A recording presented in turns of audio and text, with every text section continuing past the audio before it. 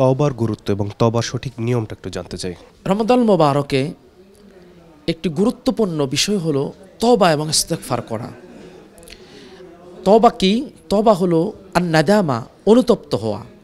আমি যে গুনাহ করতাম, যে অন্যায় করতাম, অন্যায়ের পথ থেকে ফিরে আসব এবং আর কখনো সে অন্যায়ের দিকে ফিরে যাব না। অর্থাৎ তওবা হলো এমন যে আইয়া তুবা রাজুলু মিনাল আমালি সাইয়্যি সুম্মা লা ইয়াউদু ইলাইহি আবাদা। একজন মানুষ অন্যায় করত, গুনাহ করত, গুনার পথ থেকে সে ফিরে আসবে অথবা আর কখনো সে গুনার দিকে ফিরে যাবে না। আর তওবা, আমরা কিছু শর্ত মেনে তওবা করতে হবে। শুধু মুখে তওবা তওবা বললে তওবা হবে না। তওবার শর্ত হলো, 1 নাম্বার, আমাকে গুনাহটা ছেড়ে দিতে হবে।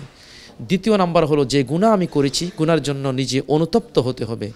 3 নাম্বার বিষয় হলো যে আমি এই সংকল্প করব ভবিষ্যতে কোনোদিন আর সেই গুনার দিকে ফিরে যাব না। 4 নাম্বার হলো, যে গুনাহ করেছি সে গুনার জন্য আল্লাহর কাছে আমি ইস্তেগফার করব, গুনাহ যেন আল্লাহ মাফ করে দেয়। 5 নম্বর হলো, আমি যে তওবাটা করেছি তওবার উপর যেন আমি অটল অবিচল থাকতে পারি। এজন্য আল্লাহর কাছে আমরা যদি দোয়া করতে পারি, এমনভাবে কেউ যদি তওবা করে, অবশ্যই আল্লাহ পাক বান্দার গুনাহগুলোকে মাফ করে দিবেন।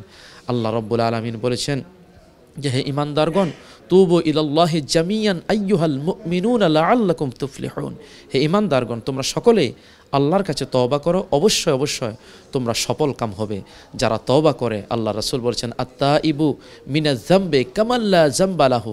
যারা সত্যিকারই তওবা করে, আর আল্লাহ রাসূল বলছেন তওবাটা এমন এক জিনিস, মনে হয় যেন সে কোনো গুনাহই করে নাই, অন্যায় করে নাই, পাপে করে নাই।